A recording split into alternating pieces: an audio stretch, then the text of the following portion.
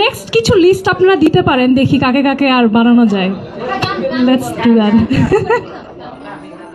তারা দুজনেই ছোট পর্দার বেশ জনপ্রিয় মুখ। বলছি অভিনেত্রী তাসনিয়া ফারিন ও স্পর্শিয়ার কথা। 24শে মে একসঙ্গে প্রেক্ষাগৃহে মুক্তি পেতে যাচ্ছে তাসনিয়া ফারিনের ফাতিমা ও স্পর্শিয়ার সুষমাগত সিনেমাটি। ফাতিমা পরিচালনা করেছেন ধ্রুব হাসান। ইতিমধ্যে প্রকাশিত সিনেমাটির ট্রেলারটি দর্শক মহলে বেশ সাড়া ফেলেছে। সবাই বলেছেন ভালো কিছুই হবে।